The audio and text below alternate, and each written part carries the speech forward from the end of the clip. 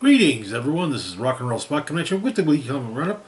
We've got a decently sized haul of Marvel books this week, so we're gonna get started with Uncanny X-Men number 8, the conclusion of Raid on Greymalkin. So where we left off, the two X teams had been pitted against one another by Warden Corina Ellis's Warden Dr. Corina Ellis's pet psychic, Scurvy. And, well, a lot of, there was a lot bubbling up to the surface. All while they were basically right at the door of the cell that they thought was Xavier's cell, listed as being, and denoted as being Inmate X. However,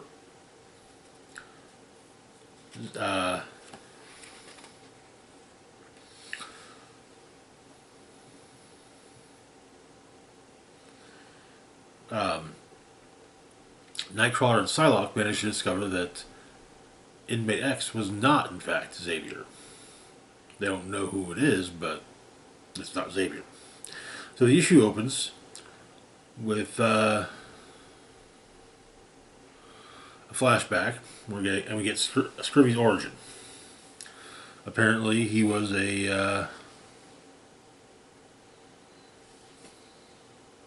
is a mutant, and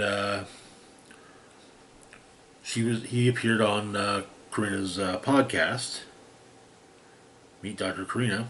They eventually also became lovers, and he explained how his power works and how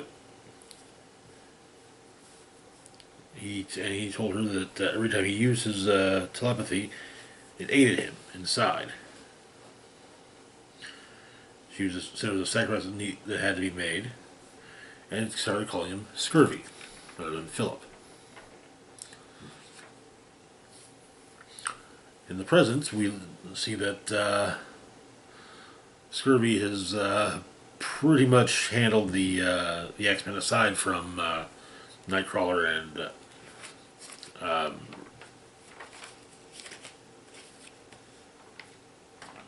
and Psylocke, but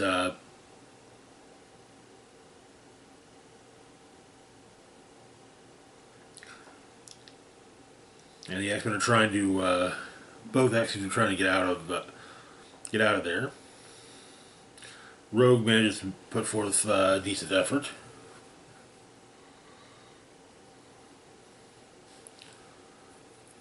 But Scurvy drops Juggernaut on her. However, Xavier challenges it, Scurvy. And he says he's one of the avians, as was Harvey X. He also at least implies that Xavier is one. But Scurvy has a tumor on his brainstem, just like Harvey X did.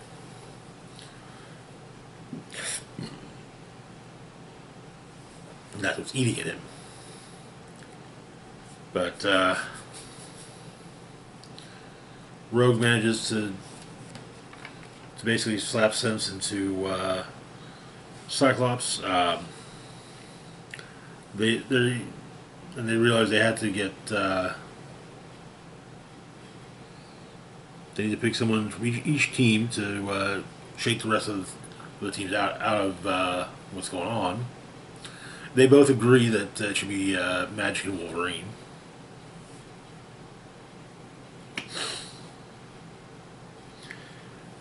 And Cyclops tells Rogue that They're still on opposite sides of the whole thing. And he asked her to keep an eye on Charles because, well, Charles isn't who they thought.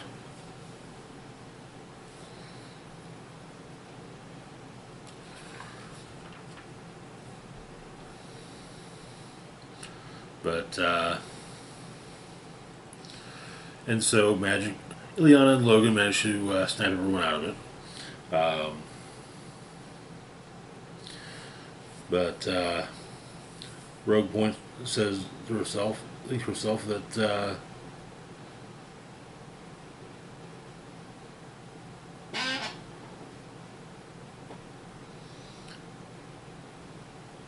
they're broken. Both of the teams.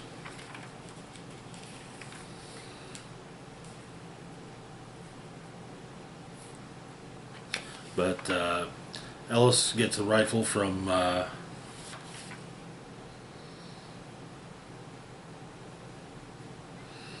the security chief.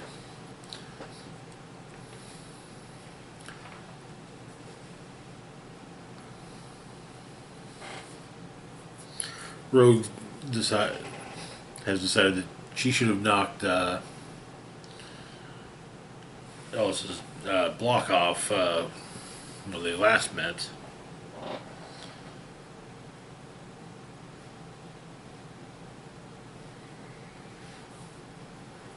And the Cyclops tries to basically reason with her into not further attacking. She calls him a mutie.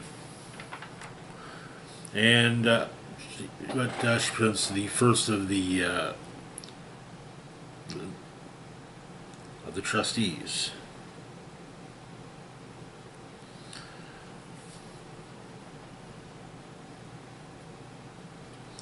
And also points out that the president holds Sarah Gaunt. And she suggests that Rogue imagine if Sarah Gaunt got loose. But she says that the big gun, Scurvy isn't the big gun either. The big gun is the network of sonic cannon equipped satellites she has. Those sonic cannons are trained on two specific places: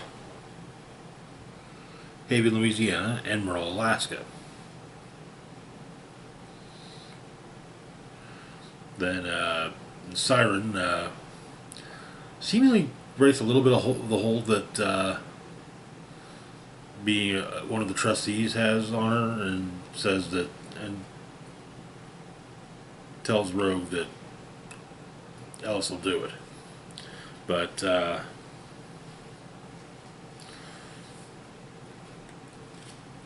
Magic gets both X teams, I think, to Alaska, but the fight continues, but for a brief moment.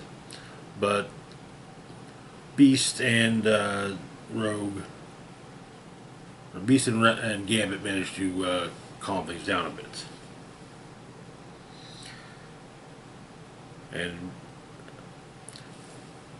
Ellis reveals that to the Captain Security that the actual big gun is in fact Inmate X, who is the last avian.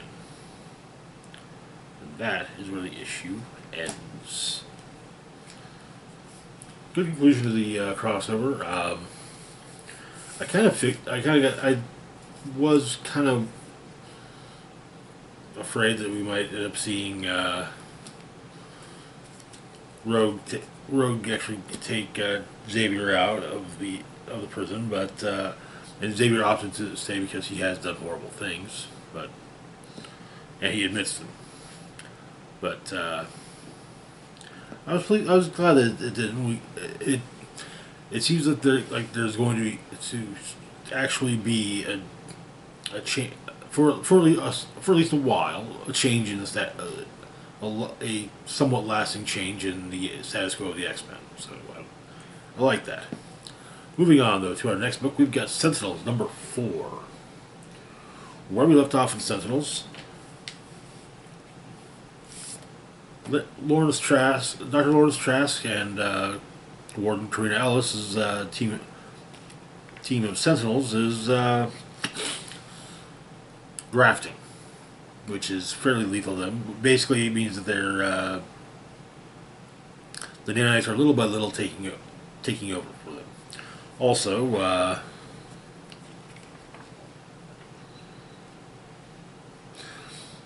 the member of the team Lockstep killed a bunch of Maggia goons in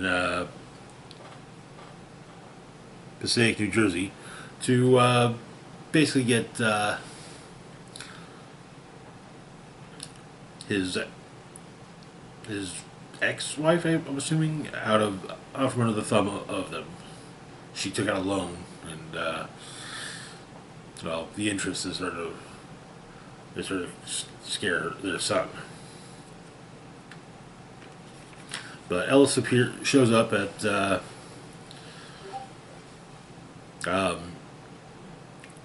Lockstep's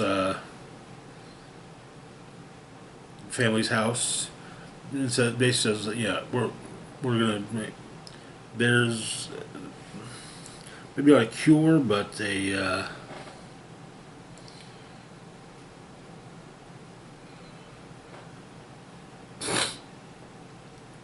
another option when it comes to grafting."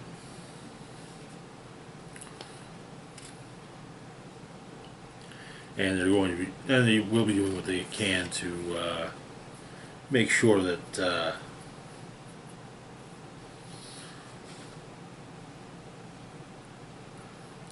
things that nothing comes of any investigation of Lockstep's murder of multiple Maggia goons. At the prison, also it's pointed out that Ellis knew where to find Lockstep because of perimeter. But at the prison, Lawrence Trask deals with scurvy, and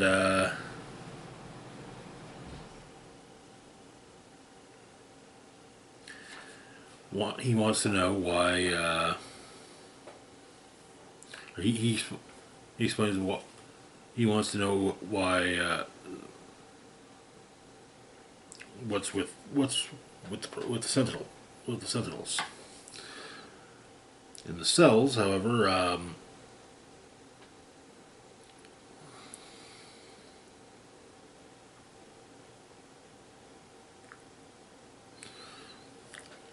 Voivod is in one of the cells, and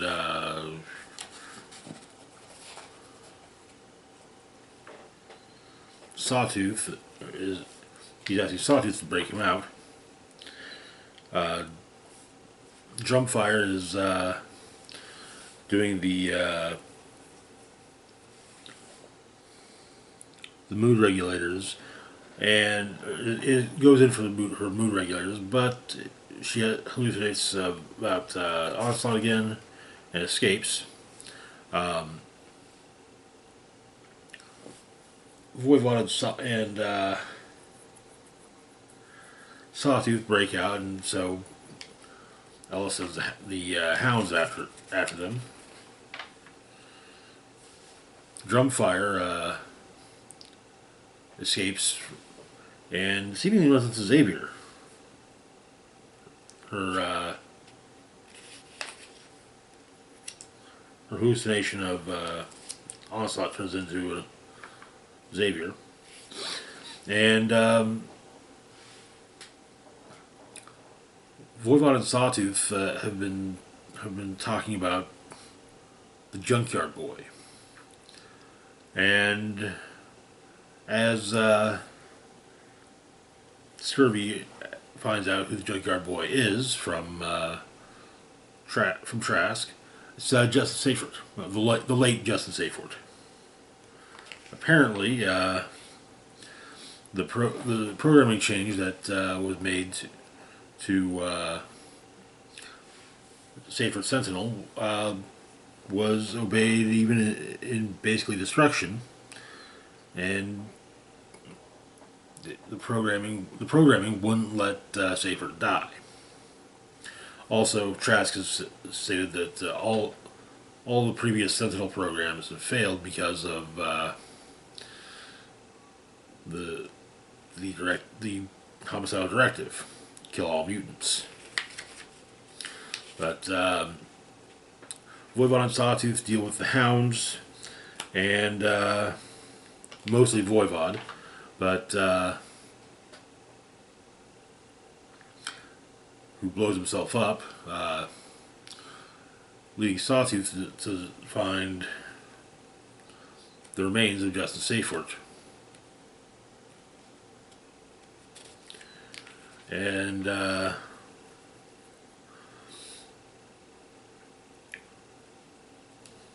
Lockstep is upgraded by Dr. Ellis and says that it seems that the theme is the need of some good old-fashioned discipline. That is where the issue ends.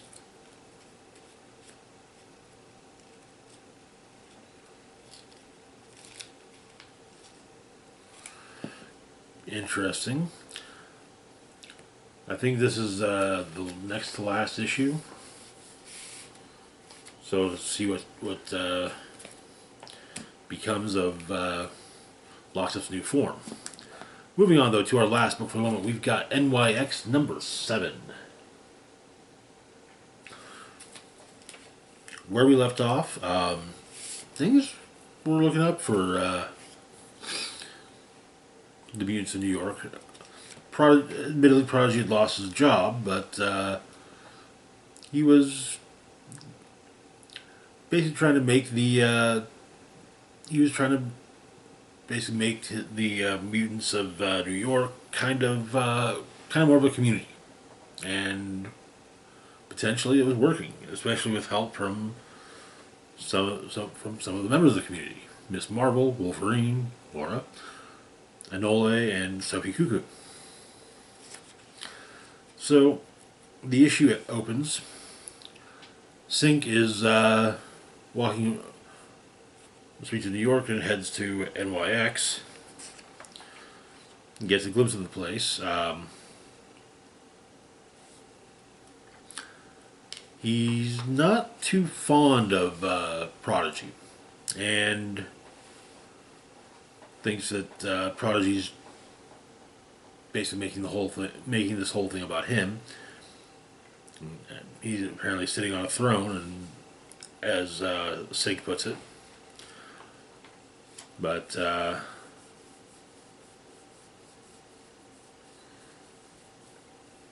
Sync challenges Prodigy to the Circle Perilous, and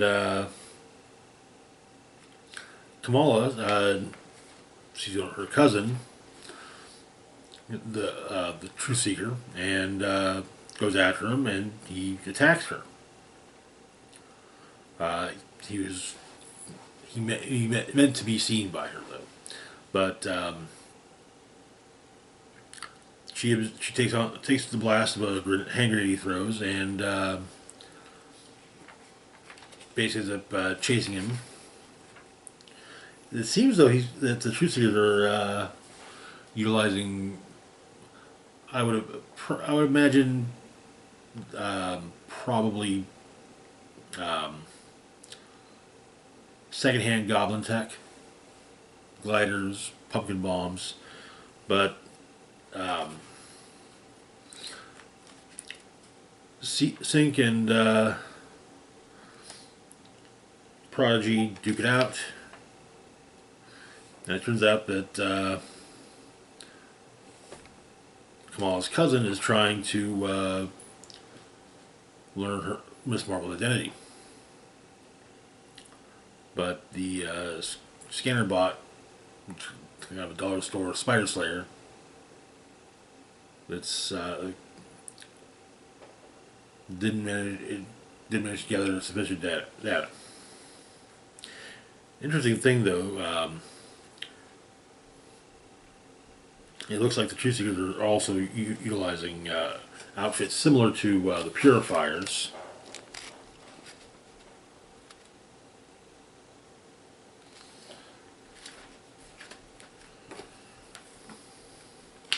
And Prodigy and Sync decide to stop their fight and talk about things. And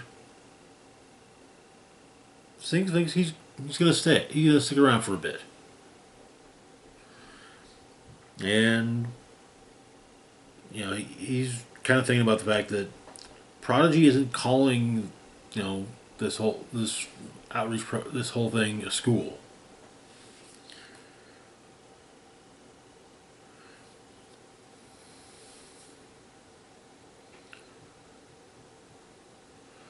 He also thinks that Prodigy's pretty cheesy, but he shines. And, you know, maybe all mutants should. And the issue ends with Kamala crying over the fact that her cousin is, well, a bigot. Good issue, though. Good issue. It's nice seeing Sync back. There's his romance with Talon is mentioned briefly by Kamala, but and just as quickly just pushed aside by Sync. But anyways, that's gonna do it for now. As always, feel free to like, share, and subscribe. Links to my Facebook, Blue Sky, Instagram, Mastodon, Twitter, Patreon, and PayPal can be found in the description box down below. This is Rock and Roll Spock signing off saying, live long and rock hard.